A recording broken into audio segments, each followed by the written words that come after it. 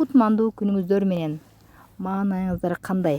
Анда эмесе сиздер менен таң калуу сезимин өстүрүү үчүн эмне кылуу керек деген ойдун айланасында ой жүгүртүп көрөлү. Таң калуу бул өзү сезимдин, ойдун, көз караштын, көңүлдүн, кокус же бирдемеге ойлонуусу, ишенип ишенбөө, адаттагыдан күтүлбөгөндөн бир жаңылык, өзгөрүүнү табуу. Ошого сүйүнүү. Адаттагыдан күтүлбөгөндөн өзгөчөлүк, жаңылыкты таап, көрүп, сезип, ички күчтүү сезимин билдирүү, аны кабылдоо. Дагы билип, үйрөнүүсү керек болгон бардык нерсеге кызыгып мамиле кылуу.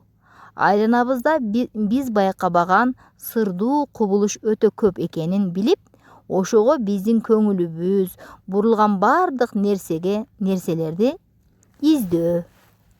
Андан кийин жаңылыкка, өзгөрүүгө, өзгөчөлүккө, окшоштукка, байланышка, ырааттуулукка жана башкага таң калуу. Андан кийин көрүп, угуп, сезип таң калуу.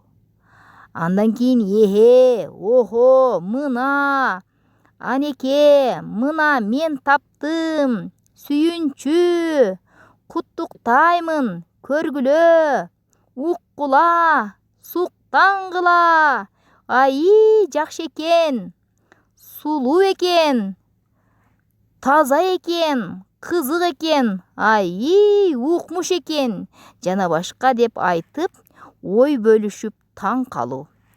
Жакшы адамга сөзгө, ойго, ишке, китепке, көрүнүшкө жана башка нерселерге чын ыкластан таң калуу болот.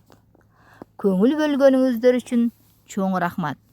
Кийинки ойду бөлүшкөнчө саламатта калыңыздар.